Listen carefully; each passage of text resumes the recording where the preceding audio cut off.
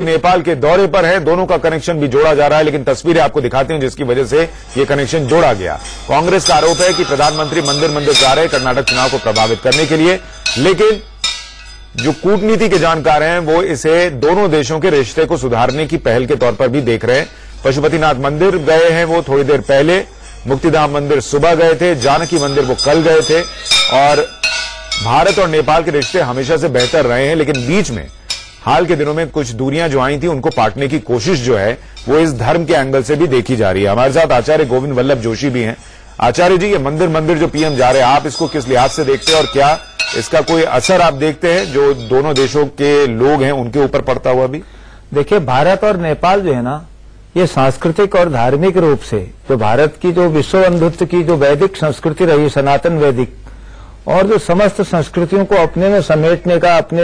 हृदय में स्थान देने का जो मार्ग है, वो ये संस्कृति कही गई है। तो भारत और नेपाल एक प्रकार से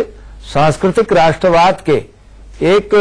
समझिए कि एक दूसरे के पूरक रहे हैं। इसीलिए हमारे वहाँ कई शक्तिपीठ हैं और 12 ज्योतिर्लिंगों में पशुपतिनाथ जी हैं, वैष्णव तीर्थों में, शक्ति तीर्थों में, और जो हमारे वैष्णव तीर्थ, शिव तीर्थ, शक्ति तीर्थ और बौद्ध तीर्थ के रूप में मुक्तिधाम, मुक्तिनाथ नरेंद्र मोदी जी गए हैं, प्रधानमंत्री जी, और कैलाश मानसरोवर यात्रा का जो नेपाल मार्ग से जो पड़ाव है वो भी मुक्तिनाथ में है। इस प्रकार से जो सांस्कृतिक एकता, भारत को, तिब्बत को वेदों में हमारे यहाँ त्रिविष्टप कहा गया है जी। तो नेपाल और तिब्बत,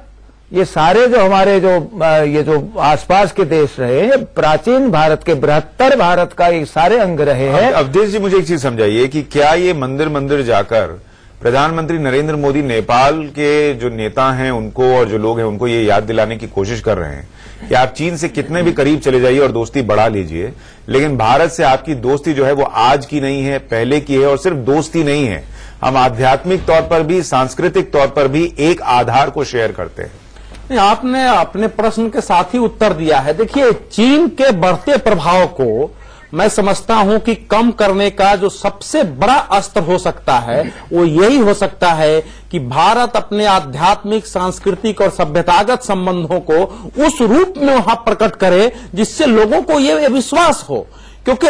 सत्ता तो बदलती रहेगी, सत्ता के संबंध चीन से जितने हो, ज्यादा हो, इस समय जरूरी है कि जनता को भारत के साथ उनका भावनात्मक एकात्मता बनाना, उसमें ये धार्मिक स्थानों का महत्व काफी बड़ा है। इसीलिए जो इस समय धार्मिक और आध्यात्मिक कूटनीति जिसको कही जा रही है, मैं इसको बहुत बड़ा महत्व मानता हूं। साथ ही साथ ये समझिए कि नेपाल 2 भागों में बटा हुआ है। जो इस तरफ का इलाका है, खासकर उत्तर का, वो तराई जिसको बोलते हैं, जहां मधेश रहते हैं और पहाड़ी रहते हैं। इन दोनों की बिल्कुल बोलचाल, भाषा सब में अंतर है, लेकिन मधेश के लोग भारत से सीधा जुड़ाव रखते हैं। आज तक मधेश में कोई प्रधानमंत्री जनकपुर गया ही नहीं 1947 से आज तक। तो जाहिर है पहली बार नरेंद्र मोदी वहां गए हैं, तो वो एक बड़ा संदेश है वहां के लोगों को। ये संदेश जो दिया जा रहा है, क्या वो जो रिश्ते थोड़े बहुत पटरी से उतरे थे उसको फिर से पटरी पर ले आएगा, ये देखना होगा। लेकिन हम छोटे से ब्रेक के बाद जब लौटेंगे तो जो यहां देश में